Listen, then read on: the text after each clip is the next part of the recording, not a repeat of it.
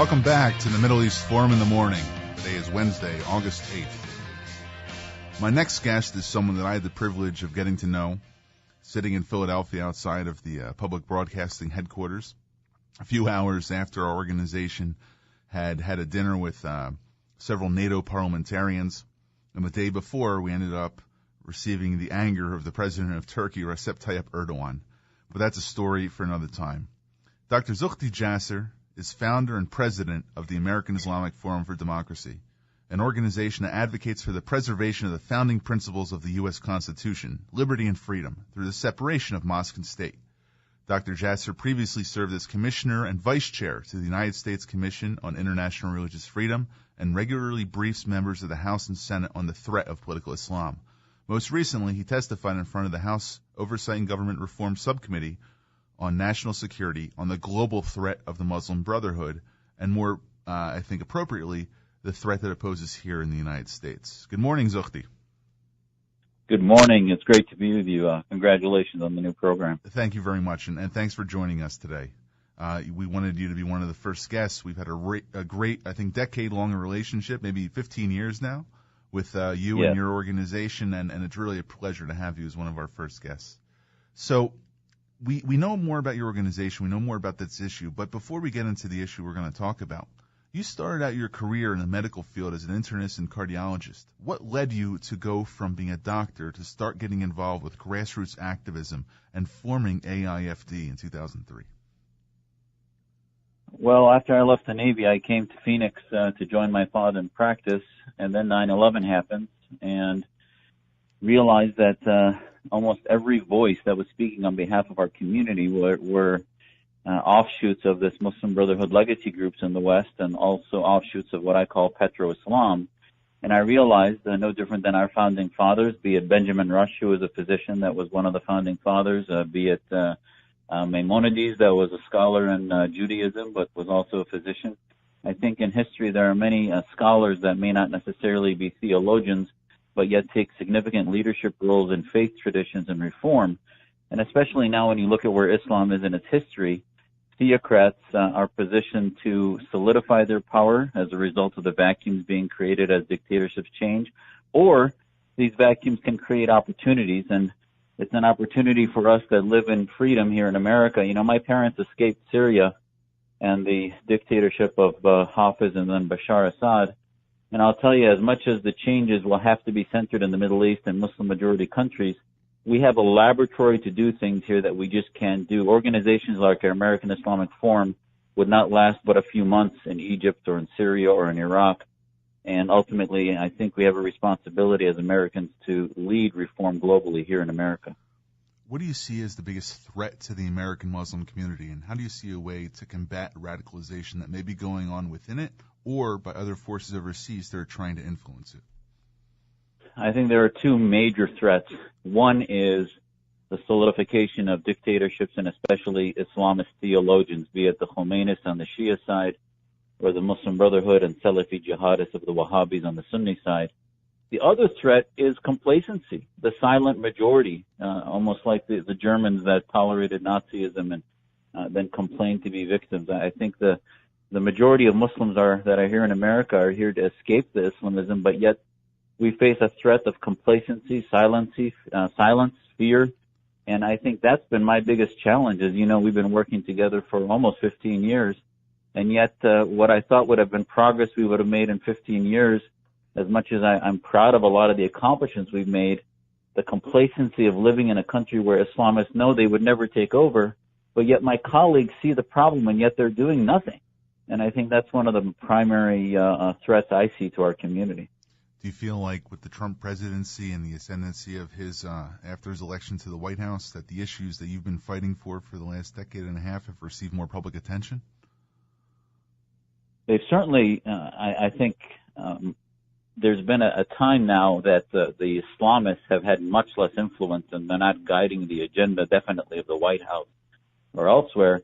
But I think some of the balkanization in America has prevented some of the bipartisan nature of working together that we've needed to bring attention to women's rights, gay rights, freedom, free speech, all the things that should be at the forefront. that I think President Trump has pointed out that there are problems within Muslim-majority communities, yet because of the Trump derangement syndrome have prevented us from focusing together on areas of domestic and foreign policy. Now let's focus on an issue that you recently testified on in front of Congress regarding the global and also domestic threat that the Muslim Brotherhood may pose. Now, I've heard the argument that when someone says the Muslim Brotherhood in America, they say, well, who's the head of it? Who's the Shura Council? Who's responsible for it? This is somewhat of an amorphous idea. We have to get much more specific when we're talking about banning an organization like the Ikhwaniyya, the Arabic name for the brothers.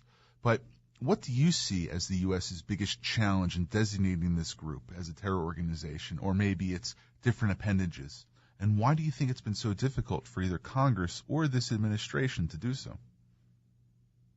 I think it's because of the infiltration of countries like Qatar, who are all in with being sort of the mothership of the Muslim Brotherhood globally. And when they fund organizations like Brookings, etc., they've created this mantra that somehow we as Muslims need to accept this bigotry of low expectations, where we have to accept the deception that the Brotherhood has nonviolent arms and the violent arms have nothing to do with the nonviolent arms, which is basically telling the Muslim population that we have to live under the boots of theocrats for the rest of our lives.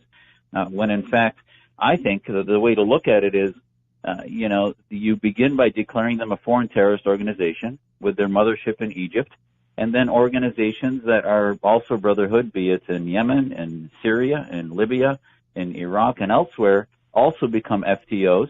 And in the West, where they are not operating under the name Muslim Brotherhood. Now, in London they are, so we could discuss whether that would also be an FTO. But in America, you will find quickly, even though CARE and the Islamic Society of North America are definitely offshoots, fruit of that poison tree, since they're not designating themselves Muslim Brotherhood, they will actually wither on the vine within 5 to 10 years. A good example is the Holy Land Foundation. We were able to shut down the Holy Land Foundation without even designating them an FTO because they were funding the Brotherhood of Hamas. So ultimately, by designating major global entities of the Brotherhood foreign terrorist organizations, you will begin to suffocate the Western arms of the Muslim Brotherhood. Right. It's kind of when you poison the well, you end up getting the entire population to understand that it's no longer worth their while to be part of that movement. Now, you mentioned Qatar in the opening remarks to the last question. I'd like to read from a report regarding Arizona public schools that was published in the National Review on January 27th. On January 27th, Qatar Foundation International sponsored a continuing education event titled Middle East 101 for public school teachers in Phoenix, Arizona, hosted by the Arizona Department of Education, which is not surprising given that QFI has donated over $450,000 to Arizona public schools and over $30 million to public schools across the country. Unfortunately, while there was a good deal of interesting material, teachers also got a large helping of Islamist propaganda designed to influence American school children and ultimately to advance Qatari foreign policy. How do you react to the Qataris not just trying to influence what's going on in Washington, D.C., but getting to a very, very local level, even your proverbial backyard? I know, and thank you so much for bringing that up. It saddens me that here's an issue that we've been trying to shake the trees on here locally in Phoenix and in Arizona, and your leadership from Philadelphia is bringing an attention to an issue that we've tried to expose here in Arizona. And the bottom line is unfortunately, when you look at foreign diplomacy, people think that, well, as long as the Qataris have a base, a military base there, and they're reaching out with an outstretched hand to be our allies in foreign policy, geopolitical issues in the region, then they must be our allies. And never mind the fact that the leading cleric in Qatar, who's friends with the Al Thani family that runs that government, is Qaradawi. And Sheikh Qaradawi is banned from coming to the West. He has a following that includes 60 million that watch his show, Sharia in Life, and has been a Holocaust denier, has advocated for terror against American troops, against Israeli citizens, on, has been responsible for the radicalization of many future Al-Qaeda operatives that we have targeted in war. And yet we seem to reject this and ignore it when foundations in America, like the Arizona one you mentioned, then start working with Qatar, ignoring what Yusuf Qaradawi does. We have at our organization translated his Arabic site, and what his plans were in 2009, before the Arab awakening started, that his version of Islamic democracy is actually a theodemocracy. So the world vision of the worldview of the Qataris has nothing in common with American worldview. And it would be like if in the Cold War, states like Arizona were working with communist organizations because they happened to not be in the Soviet, empire, when in fact they had the same ideology. And that's what we need to educate Americans, including starting here in Arizona, about why we shouldn't be bonding with the Qataris and other apologists for the Brotherhood. I want to get a little more granular, because on this show we're trying to highlight issues that otherwise are not receiving national attention. Let's go back to this report from the National Review and see exactly what the Qatari-funded, Muslim Brotherhood-friendly Qatar Foundation is offering to K-12 students in Arizona public schools, and probably by guilt of association, many other public schools throughout the United States. This is a quote. Lesson plans contain anti-Semitic and anti-American material, particularly several lessons promoted by the Zinn Foundation, which claims to promote a revisionist people's history. These include Greed as a Weapon, Teaching the Other Iraq War, which examines the greed of the corporations ostensibly responsible for the Iraq War in order to, I quote, feast on Iraq's economy. And another lesson plan, Who's Terrorism?, which questions the definition of terrorism, creating scenarios for students to discuss. For example, if Israeli soldiers taunting and shooting children in Palestinian refugee camps with the assistance of U.S. military aid should be considered an example of terrorism. I could not imagine any of my children who go to public school to be subject to these lesson plans. And what I can't believe is the acquiescence of public school officials and the Arizona Secretary of Education, anyone else who has been made available of these subjects, or even local officials, knowing that they are inviting a foreign power to indoctrinate American students in lessons that are anathema to our values. What do you have to say about that? I couldn't agree more. And when people wonder why it is that you can get videos where you go on campuses and you see students basically not even be able to recognize Hamas as a terrorist organization, or even recognize the threat of the ISIS flag and others, and yet they are anti-American and see our troops as evil, it's coming from the fact that you have funding coming from the enemies of America, anti-Semitic organizations. I mean, the Middle East Studies Association is based out of Tucson here, and some of the vile literature coming out of there, that Middle East Studies Association, and it is not a coincidence that they've tried to suppress the release of the ISIS documents coming out of Syria that even the New York Times reported on. They wanted them suppressed.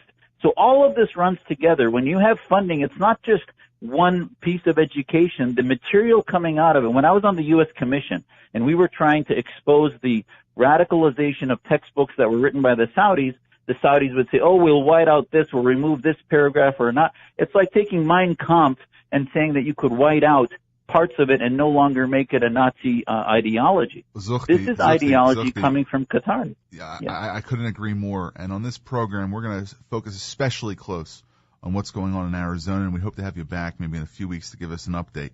That's all the time we have today. Dr. Jasser, Zuchti, thank you so much for joining us. Anytime. Thanks for having me, Greg.